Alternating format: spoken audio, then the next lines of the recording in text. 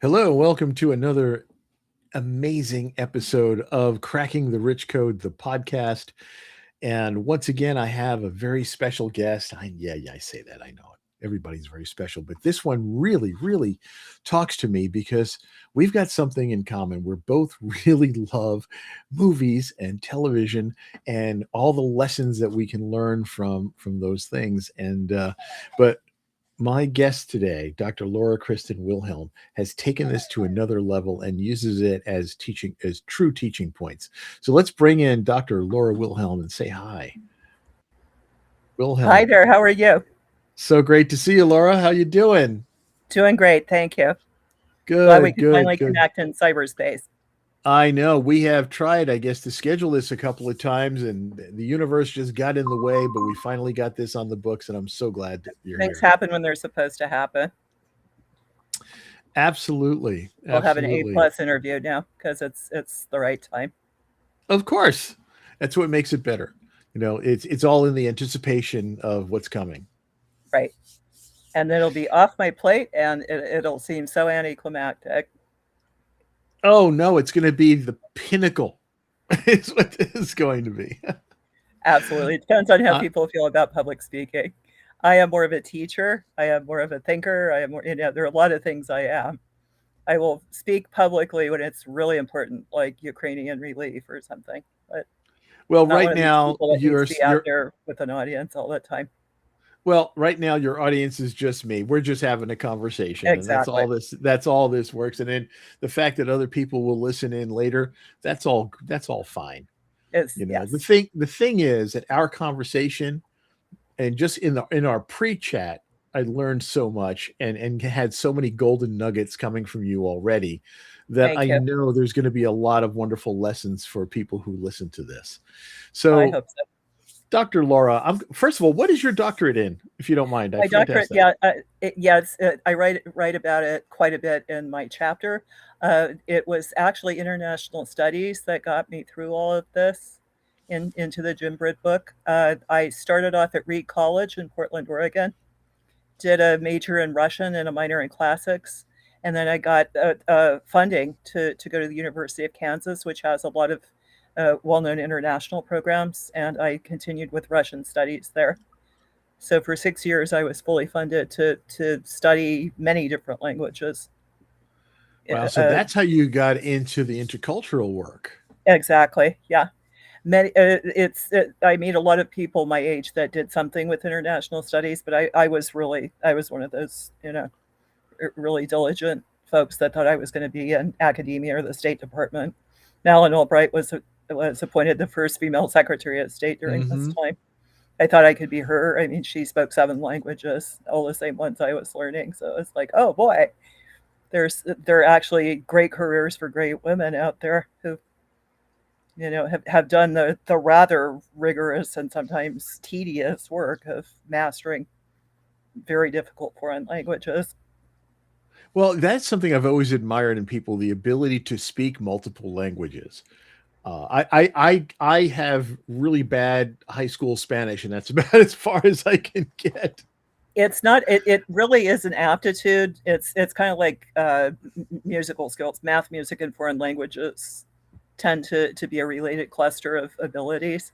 And yeah, when I was 4 or 5 years old, I was asking for violin lessons. My brother was doing piano, and I was teaching myself piano and several other musical instruments. So I had, and I was taking advanced math classes and going to math camps. And so I had that cluster very well developed, which is unusual for women, in fact. So my father, the research science, probably endowed me with most of those abilities except for music. And then my mother was very musical, so it all just kind of came together in both me and my Wow. brother, who is also a PhD. So that's where all the brains are in the world. They've all went in your family. That's what. We have this growing cluster of 6 people who all have PhDs, and there are some other kids in the family that are coming up. So we could be a Guinness Book of World Records entry someday. You know what? It's, Keep an eye on that. Keep an eye on that. There's got to be a category for something like that. there is actually. in India they have bigger families, but ours we're trying to substitute quantity with quality, I guess. Maybe you can do it on percentages. Yeah. Well, it's interesting. My father has been a real force in the neuroscience field for educational leadership. He has created revolutionary training programs that have altered the field forever. And so he was our first big mentor, I guess, and it applied to the home situation as well. Wow. So we were very lucky to have that kind of guidance as children, and especially as a female, somebody that was so convinced of my abilities and wanted me to succeed in the world. That's how many And languages you do you take speak that now? with you I'm wherever you sorry. go. Yeah. How many languages do you speak? I speak about 7 or 8 pretty well and have studied many others. Wow. And my husband is, I mean, he's on Duolingo still to this day. His favorite language is probably Latin or Greek. But he was a Latin instructor for 20 years, and now he's at a new place where he's teaching English. So, but he can. We both studied classics. He can still mine classical literature for you Wow. could read, texts from the ancient world in Like I said, translation always. there's always something that I admired having worked with organizations and counterparts in Europe, and all of them speak English beautifully, and of course it's not their native language, and they speak No, multiple languages there because all of their neighbors are really close and they all speak different close by in their languages. small countries. Yeah. Yeah, yeah. No, I I remember actually speaking at a conference. I was invited to speak at a conference in Montenegro, and I was concerned because I didn't know any of the Southeastern European languages at all, yeah. obviously. And they said, "Oh no, the conference is going to be in English." I said, "Excuse me?" They said, "Yeah, we're holding the conference in English." So all of the nation states that used to be Yugoslavia, Romania, Cyprus, Hmm. Greece, Germany, and Poland are all going to be present. So we're just going to speak in English. Hmm. Wow, just as easy as that. Yeah, I actually speak some of those languages. I studied ancient Greek, and I went to Croatia 2 summers and studied it formally in Kansas. And Wow. it was sort of Russian is a very difficult language, and if you know Russian, Croatian's very easy. So it was kind of my extra language. And I Wow. can also manage well in Ukrainian because it's very similar to Russian. So you can sometimes throw some extra languages into the bag if you already know, you know, Get a little extra key credit. languages. A little extra credit. Yeah, it's terrific. But Just yeah, some little nuances. I think the myth of the monolingual American is really even long ago. Usually, most Americans had to study at least 1 or 2 languages in school, We did. and Yes, very often absolutely. had some sort of heritage language, so they could know 3 or 4 languages. They just didn't use them. The English And that was was just it. My family was Italian, and Italian, sure, yeah. So there was they Italian spoke language, Italian amongst themselves, but they yeah, wouldn't teach us Italian because they kept the Italian for the adult secrets that they wanted to tell and didn't want us yeah. kids to They'd know. rather you didn't know, right? Exactly, exactly. So we got to Yeah, learn Italian slang, basically, is yeah. what we learned. I Absolutely. love it. Now that it's Well, such an asset to know foreign languages, I would imagine there are families that are trying to maintain their traditions more. yes. Oh, I'm But sure. at Well, the and you time, see it it was more. serious. Yes. So Yeah, that was it too. With my grandparents, they said we came here to be American and we're going to speak English. and we're going to stick to that. Yeah. Mhm. Yeah. Well, my father, language was not his favorite thing, but he knew that children could easily learn language. That the window of opportunity is greatest when you're tiny. When you're younger, So yeah. he would always slip me French textbooks and French language books because he that was what he'd studied. Wow. And so he figured, and so that to this day, that's one of my favorite languages And because I have so more you know, memory. you've taken all of your love of languages and this global study of culture, Hmm. and that's what you wrote about in your chapter in volume 18 of Cracking the Yeah, Rich Code. breaking global barriers to Breaking success. global barriers to success. So let's talk a little bit about what you talked about in that chapter. What do you want people to get out of that? Yeah, I identify many different areas that have been addressed in the consulting projects I've done. As a teacher, obviously, you're breaking linguistic barriers. Usually, people are learning English. Sometimes I was trying to learn Russian or some other language. So to break for me to excel in international studies, I needed to break some barriers of my own. So sometimes it was a mutual process. I'd work with a Russian friend on Russian, and she would work with me on English, and those can be really satisfying relationships. Not long ago, about 5 years ago or so, there was a young French real estate professional who contacted me, seeing my site, and he offered to help me with my French if I would help him with his English. So that I think is one of the best ways to study language because both of you are kind of on an even keel that way. Yes, what a wonderful opportunity. Yes, and it's just one of those subjects. It's you have to really commit to it because it can be incredibly you just slog through it. There's no content, it's just forms. You just have to keep mastering forms, even more so than music and math. You just have to keep learning things with precious And you little have to stay in information. practice. And you have to And stay you in have to keep practice. It's using like them. any Yeah, you have to instrument. keep using it. Yeah, and that's what makes it like music is it's just practice of very repetitive routine things. So children are generally better at that. Adults just get bored with it. Well, I tell you, I'm about to give it a try because we inherited my great aunt's baby grand piano, and it's sitting there in my dining room. Oh, And my terrific. wife and I have determined to try to learn how to play it. Marvelous. Yeah, I know it's going to be a little bit of an undertaking. I can read music because I played the guitar back in high school Way days, back when. Yeah. It's been a long but time it's since been I studied music. a long time. But I Uh-huh. still have to figure out how to get all these fingers to do what they're supposed to do and the feet and everything else. But Oh, I'm yes, looking forward absolutely. to giving it a shot.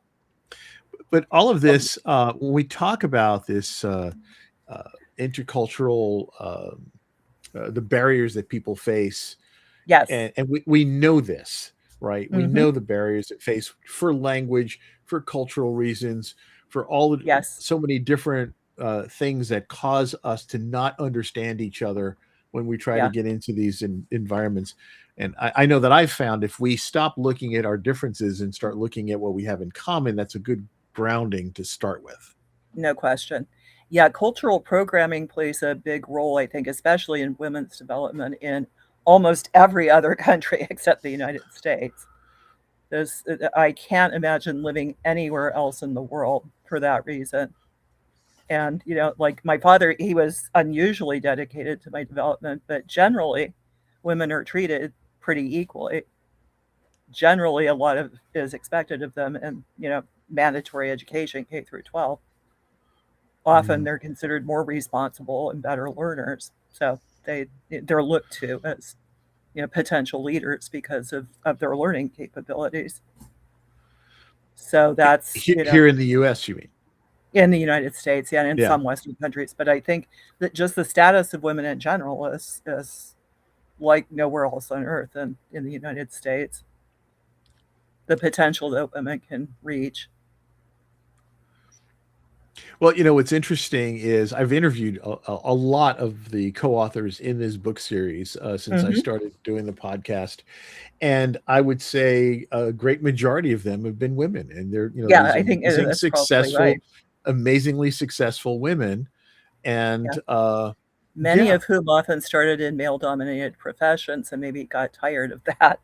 Yeah, so true. that's yeah. No, getting into like leadership training and personal development, I think, is often kind of the culmination of a long, frustrating career for women, where you hit all the glass ceilings and don't get what you deserve and aren't being paid what you're worth. So this is an area where you tend to be well regarded and well Yeah, compensated and can excel. and can excel Yeah. and have all sorts of war stories to tell.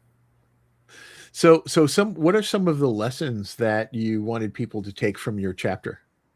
From my chapter, I think just the idea that cultural barriers can be sort of insidious and invisible.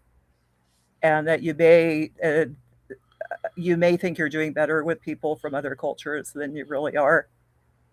They may be polite, but they are not receiving your message maybe the way that you think they are, Oh because yeah. of their own programming and their own uh, just the blinkers that everybody has.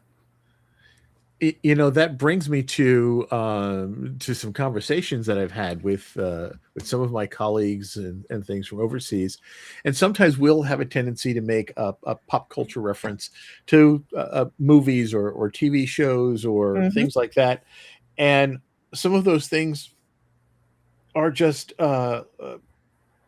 foreign to them because Yeah, they are not familiar with some of those things that we make reference to. Now absolutely. nowadays some of those things are a little more will have more global reach, but at Hmm. the same time I know there have been many times I've had conversations about old classic movies like Boris Karloff stuff, and Hmm. here are people I'm speaking to and they're from Italy or from Crete and from Turkey who had no idea who I was making reference to. And it wasn't even an age reference, that it was somebody saying, "Oh yeah, we don't know who Vincent Price is because we're too young." It's like, Yeah, no, they just never heard of him because and they were the same age group.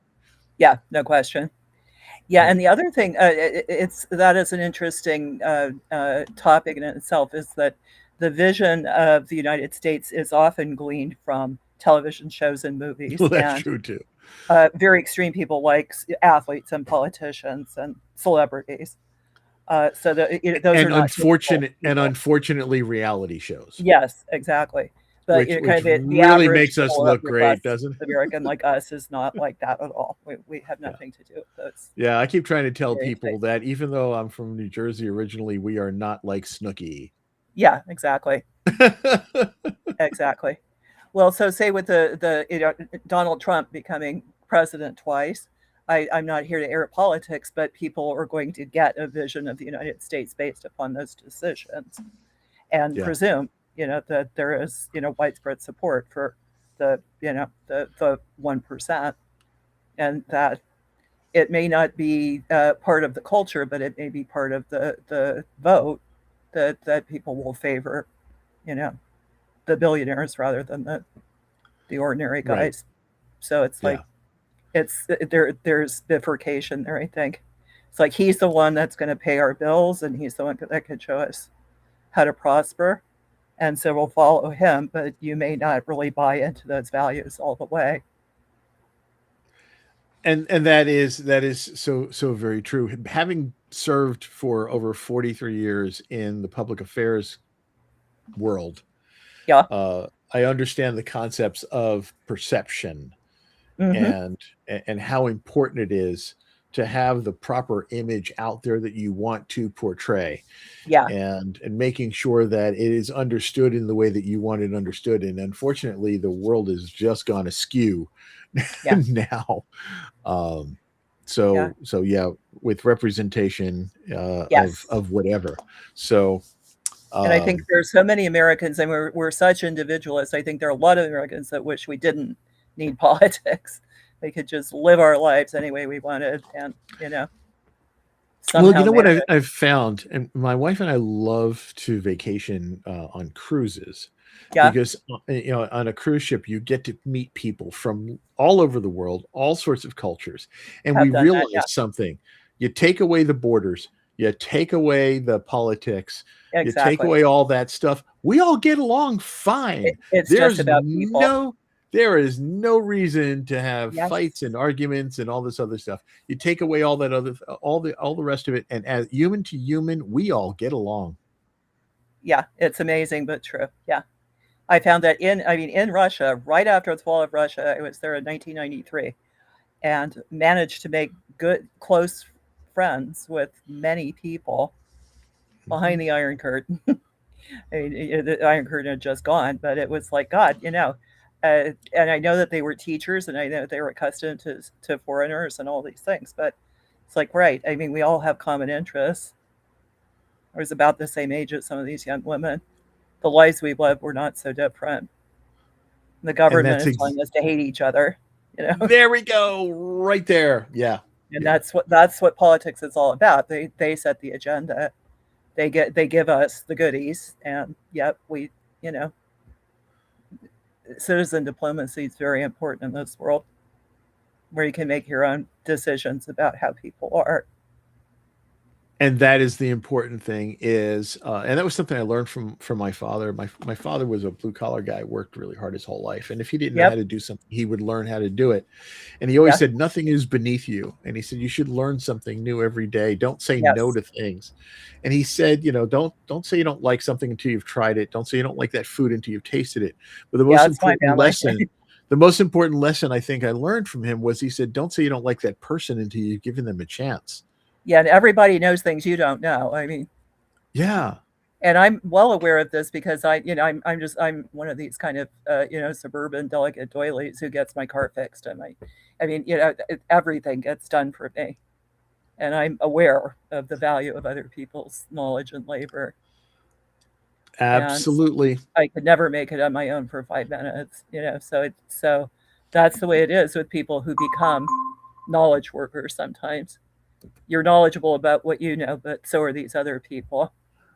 Yeah, I always tell people you should never look down at anybody else because you can't make it without them. No, absolutely. You know, Well, and also somebody realize, built that road.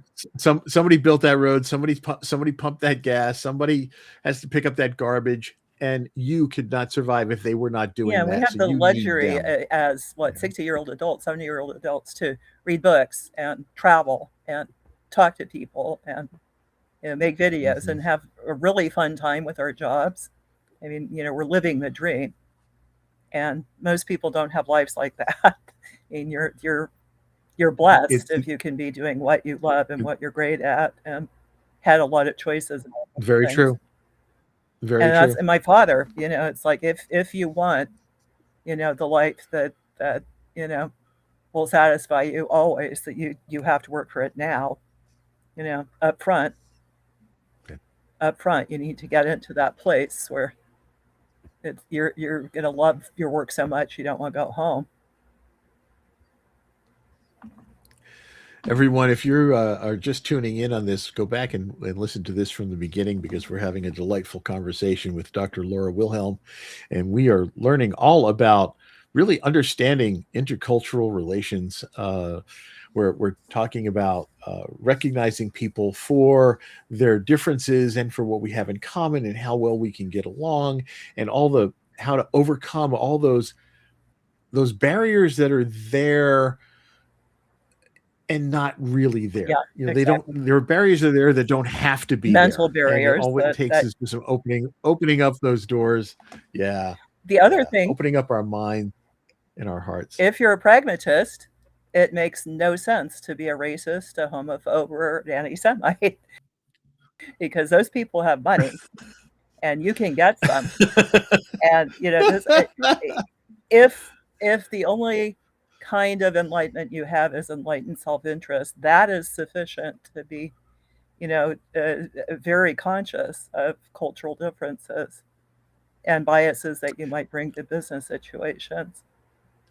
And What in was that Los old? Angeles, my goodness, I mean, we have model minorities that can pay in cash for multi-million-dollar properties and would do it Mhm, with you, if they liked you, yeah. and What is that that you old can be expression? competitive edge. Don't cut off your nose to spite your face. Absolutely. Yeah, And it's nowadays, so true. yeah, I mean, Jim Britt's group is one of the few that I've encountered since I've, been living in Los Angeles, where predominantly people are quite a bit like me, and predominantly it's easy to make connections. You really have Yeah. to work at it in big cities because the How did playing you field is very different. how did you originally come across Jim and get involved in the book project? This was through LinkedIn. Through LinkedIn, there was a guy named Matt Tamayo that was going to be writing a chapter in the book that I Hmm. was tapped for.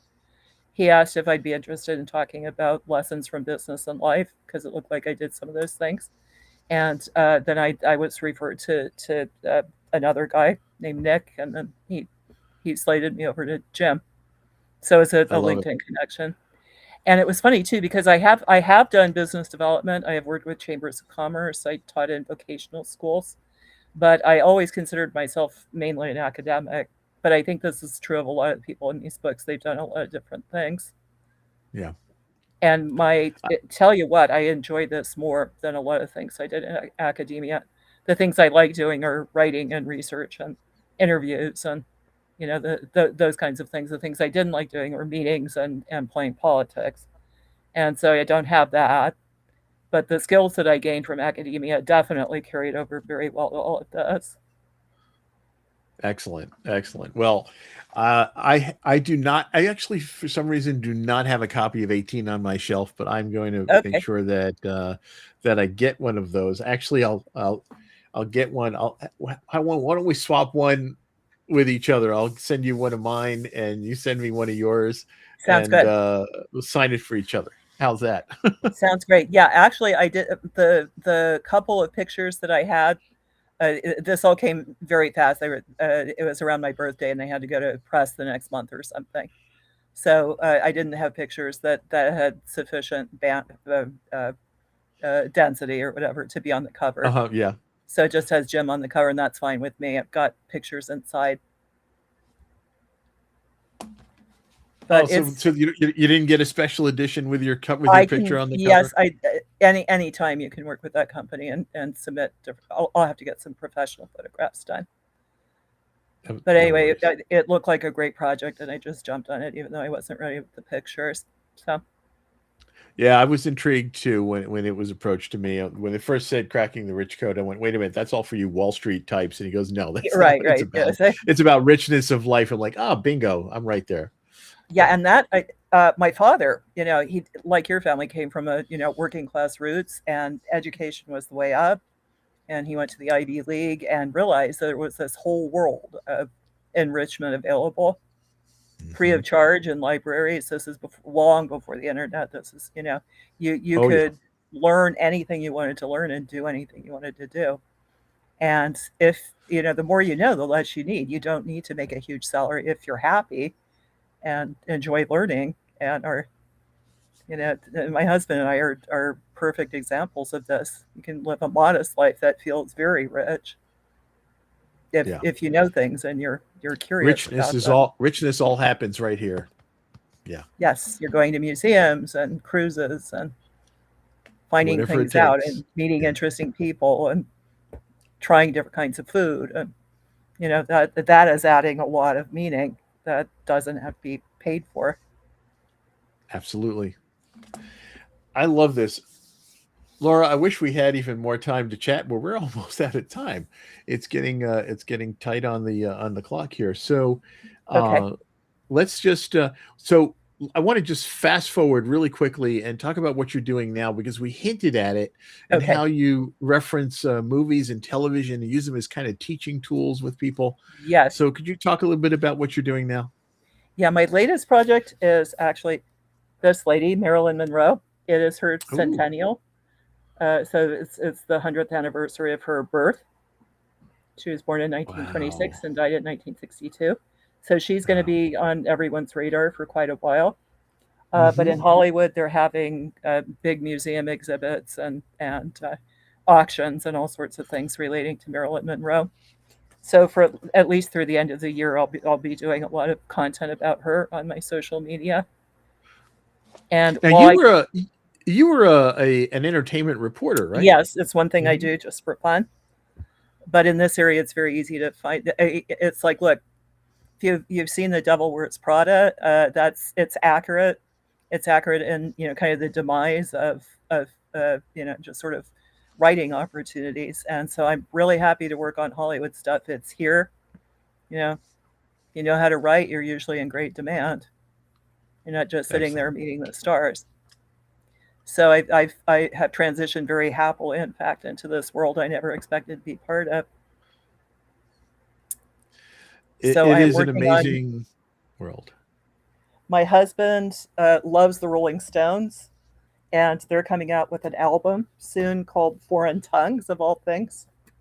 There is a t Yes. I don't know if you can see it, Wow. it says Already got Foreign the Tongues. t-shirt.